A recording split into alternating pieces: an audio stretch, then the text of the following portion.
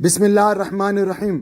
अस्सलाम वालेकुम व रहमतुल्लाहि व बरकातुहू। आप सबका ताज़ा गल्फ़ न्यूज़ में स्वागत है, इस्तकबाल है, वेलकम है। आप सबसे गुजारिश की जाती है हमारा स्पेशल बुलेटिन आखिर तक देखें, जिसमें सबसे पहले हज़्म मामूल न्यूज़ होगा, उसके बाद मोटिवेशन, फिर फाइनली आपको इसके अंदर सुख दुख में एक दूसरे का कैसा साथ दे इसका अवेयरनेस होगा। आप लोगों से स्पेशल गुजारिश की जाती है हमारे चैनल को लाइक करें, सब्सक्राइब करें और दूसरों से शेयर करें, और फाइनली हमें कमेंट करके बताइएगा कि कैसा हम इसको इम्प्रूवमेंट करें।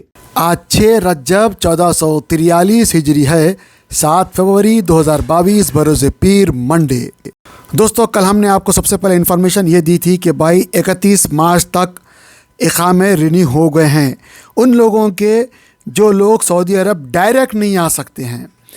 इनमें इंडिया पाकिस्तान का नाम, बांग्लादेश का नाम नहीं है, क्योंकि अभी इंडिया पाकिस्तान बांग्लादेश से डायरेक्ट फ़्लाइट आ रही, डायरेक्ट फ़्लाइट जा रही, और ये लोग जो भी दोनों डोज लिए हैं इनको क्वारंटाइन भी नहीं है।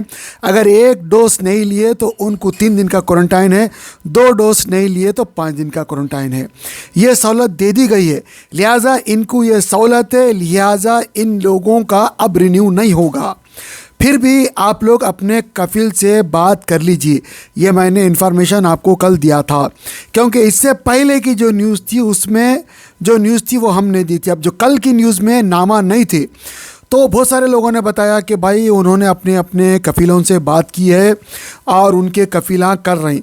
बहरहाल दोस्तों, बहुत सारे लोग ऐसे भी है बेचारे, कफ़ीलों से बात करने के बावजूद भी ज़ाहिर बात है उन लोगों को पैसा देना पड़ता है।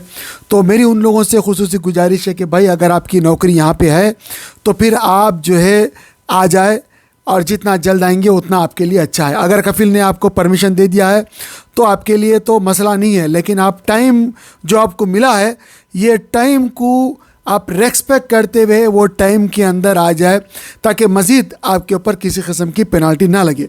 हो सकता है कफ़ील आपका ये मर्तबा कर दे, चाहे वो फ्री करे या आपका पैसा चार्ज करे, जो भी वजूहात हो, जो भी वो कर सकता है अपनी तरफ से वो करेगा, लेकिन नेक्स्ट टाइम पे वो करना भी मुश्किल हो जाएगा। लेकिन दोस्तों, जिन लोगों को फ्री सहूलत अभी तक मिल चुकी है वो सिर्फ पर्टिकुलर लोगों को मिली है, उनके डिपेंडेंट फ़ीस उनके ऊपर ही है।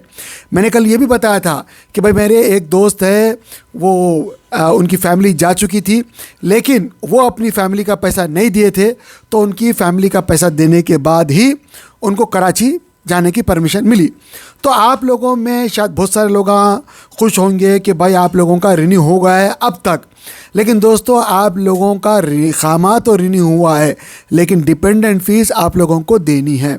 ये फिर भी इसके बारे में अपने कफ़ील से बात कर ले, क्योंकि कफ़ील ही आपको बता सकता है सही इन्फॉर्मेशन। वही अथॉराइज आदमी है, आपके पास एक लिमिटेड एक्सेस है और उसके पास आपसे ज़्यादा एक्सेस है, वो ही सिस्टम में जाके आपका इकामा रिन्यू कर सकता है और उसी के पास इन्फॉर्मेशन है। तो लिहाजा आप लोग जितना जल्द हो सके पता कर लीजिए। और जो लोग भी सऊदी अरब आ रहे हैं, मैं उनसे खुसूसी गुजारिश करता हूँ, अगर आपके पास टाइम मिल गया है, अगर आपका कफ़ील ने बोला कि भाई वो कर लेना है, जो भी है आपके पास अगर टाइम मिल गया है, तो आप लोग अपने आप को अपग्रेड करें, चाहे वो सॉफ्टवेयर के ज़रिए से मालूमात हासिल करके अपनी नॉलेज में इजाफ़ा करे। जब आप सऊदी अरब आए तो यहाँ पे जो एडवांस टेक्नोलॉजी है उसका आपको भरपूर फ़ायदा मिले और आपकी नौकरी बरकरार रहे, क्योंकि हर दिन टेक्नोलॉजी बढ़ती जा रही है। लेकिन जो लोग सऊदी अरब के अंदर रह के इंडिया पाकिस्तान जाते हैं वो थोड़े ज़रा ऐदी हो जाते हैं। बुरा मत मानिए, चाहे आप हो या मैं हो, हम लोग ऐदी हो जाते हैं, हम लोगों के अंदर उतना काम के अंदर उतना हम लोग एक्टिव नहीं रहते हैं।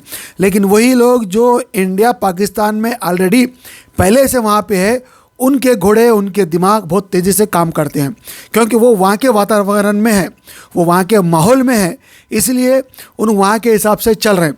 लेकिन आप यहाँ के एकदम तेज़ी से जाके जब आप सुस्त रफ्तारी में चले जाते हैं, आराम कर लेते हैं, तो आपको आराम अच्छा लगने लगता है, उसमें आप सब कुछ भूल जाते हैं। तो मेरी आप सब लोगों से खुसूसी गुजारिश है, वक्त बड़ी तेज़ी से बदल रहा है और करवट भी ले रहा है। ऐसे में आगे का जो दौर आ रहा है वो आईटी के दौर से बहुत आगे का दौर आ रहा है, आर्टिफिशियल इंटेलिजेंस। आप किसी भी तरह कुछ भी नॉलेज हासिल करें ताकि आपके जॉब बरकरार रहे और आपके जॉब में आपको उन्नति हो, तरक्की हो, आपकी कामों में आपका इजाफा हो। उसके लिए ज़रूरी है कि आपकी स्पीड टाइपिंग की वो भी सही हो जाए, और आपकी इंग्लिश भी सही हो जाए, और आपका जो बोलने का प्रोनाउंसिएशन है वो भी सही हो जाए। ये सब आप सीख सकते हैं इंडिया पाकिस्तान के अंदर। आप कई कोर्सेस है वहाँ पे जो यहाँ पे नहीं है, जो सऊदी अरब में या गल्फ़ में नहीं है, लेकिन वहाँ पे आपको सस्ते कोर्सेस है, आप सीख के फ़ायदा उठा सकते हैं। अगर आपने फ़ायदा नहीं उठाया है तो अब भी आपके पास टाइम है क्रैश कोर्सेस का। ये क्रैश कोर्स हो सकता है 2 हफ्ते का हो या 1 महीने का हो, ज़रूर कीजिए। सर्टिफिकेट को मत देखिए, कोर्स की नॉलेज को देखिए। अगर आपके पास नॉलेज है तो आप नेक्स्ट लेवल में जा सकते हैं। अगर आपके पास नॉलेज नहीं है तो आप नेक्स्ट लेवल में क्वालिफाई नहीं कर सकते हैं। दोस्तों, मैं पिछले 2 महीने पहले दुबई गया था हमारे वालदा साहबा को छोड़ने वहाँ पे। तो वहाँ पे मैं एक्सपो दुबई भी गया था। एक्सपो दुबई में आर्टिफिशियल इंटेलिजेंस का हर किसी ने अच्छे अंदाज में दिखाया है। दुबई वालों ने एक ज़बरदस्त तरीके से वहाँ पे अपना डिस्प्ले किया हुआ है, और मैं देखा इमारत के लोगों का, मेरे को बहुत अच्छा दिखा। उसी तरह जापान के लोगों ने भी किया हुआ था, लेकिन 3 घंटे उनके पास वेटिंग टाइम था, जिसकी वजह से मैं वहाँ पे ठहर नहीं सका, क्योंकि वो दुबई एक्सपो देखने के लिए पूरा महीना लग जाता है। एक दिन आप सुबह से शाम तक गए तो आप शायद 2 या 3 जो है कंट्रीज़ के जो प्रोग्राम है वही देख सकते हैं, उससे ज़्यादा आप नहीं देख सकते। ये हमारे हैदराबाद में भी अभी फ़िलहाल एग्जीबिशन ग्राउंड के ऊपर एग्जीबिशन चल रही है, वो भी बहुत अच्छा है। मैं ये कह सकता हूँ कि वो भी एक मानो में हम लोगों के लिए दुबई एक्सपो की तरह ही है, क्योंकि वो आम लोगों का है। तो वो भी दुबई एक्सपो की तरह है, वहाँ भी आप जाके देखिए। जहाँ कहीं भी अगर आपको ऐसा मौका मिल रहा है जहाँ पे आपको कुछ नई चीज़ मिल रही है सीखने को, समझने को, देखने को, आप ज़रूर जाइए, अपने आप को अपग्रेड कीजिए और नॉलेज हासिल कीजिए, क्योंकि जब आपके पास नॉलेज होगी तभी आप आगे जा सकते हैं। तो मैं आपको ये बता रहा था कि जब मैं एक्सपो दुबई गया तो वहाँ पे एडवांस टेक्नोलॉजी के बारे में बता रहे थे। किसी जगह थियरी दिखाए तो किसी जगह प्रैक्टिकल दिखाए, वो अपने अपने कंट्रीज़ की नॉलेज के हिसाब से, उनकी उन्नति के हिसाब से बताया गया है। तो मैं आपसे रिक्वेस्ट ये करता हूँ कि भाई आप जो कुछ भी काम कर रहे हैं, अगर आपको कंप्यूटर नहीं आता तो कंप्यूटर सीखिए, कम से कम एक्सेल सीखिए, ताकि आपको उसके अंदर की कारीगरी मालूम हो। क्योंकि जब आप अपने आप को अच्छी तरीके से सिखा लेंगे तो कहीं भी आप, न सिर्फ सऊदी अरब में बल्कि इंडिया पाकिस्तान में भी आप अच्छी तरीके से जॉब कर सकते हैं। हमारा काम खाली न्यूज़ देना, डराना नहीं है, जैसा कि अक्सर लोग करते हैं। ऐसा बस डरा देते हैं, डर डर डर डर डर। इंसान को एक कदम उठाया तो दूसरा कदम उठाने की उसके अंदर शक्ति ही नहीं रहती, ताकत ही नहीं रहती। उसको मोटिवेट करते हैं कि भाई तू उठा नहीं, भागा ख़त्म, शेर की तरह भाग, तू शेर है, अपने आप में शेर है, समझ। इस तरह हम लोगों को मोटिवेट करते हैं और लोगों को बताते हैं कि भाई डरो मत, जो इस काम में भी आप है उस काम में आप महारत हासिल करो और सीखो, समझो, आगे जाओ, लिहाजा पीछे मत हटो।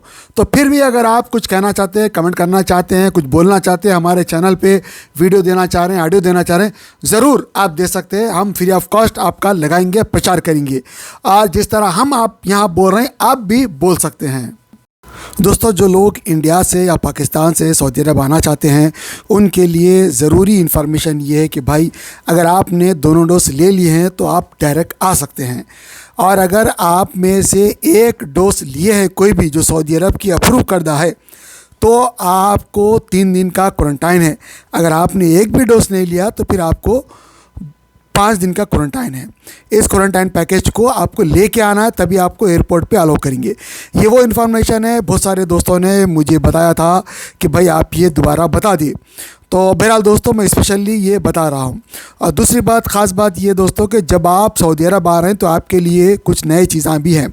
48 आवर्स का PCR आपके पास कम से कम हो, यानी आप अगर कल फ़्लाइट है आपकी, यानी तो फिर आप जो है जो पिछला जो कल है तब आप ले ले, तो आज आपको यानी कल का तारीख़ में आप अगर PCR लेते हैं तो आज शाम को आपको PCR मिलेगा। आज शाम का PCR मिला तो कल सुबह या दोपहर शाम में आप फ़्लाइट में सफ़र कर सकते हैं। इस तरह आपको PCR तकरीबन 24 घंटे पहले आपको मिलेगा। अगर कुछ भी खुदा ना खास्ता ऊपर नीचे हो रहा है तो आप कहीं भी जाके दूसरी जगह से भी ले सकते हैं। लेकिन अगर PCR डिले हो गया और आपका फ़्लाइट उड़ गया तो फिर आपके लिए पैसा चला जाएगा।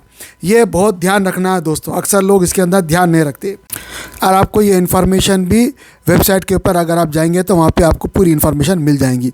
उसी हिसाब से आपको फॉर्म वार्म वगैरह भी फिलअप करना है। और एक दोस्तों ख़ास बात, किसी का भी सामान आप लोग मत ले। अगर आप किसी का भी सामान लेते हैं तो आपको मालूम होना चाहिए जो आप सामान लिए वो क्या है, किसका है, किसको देना है।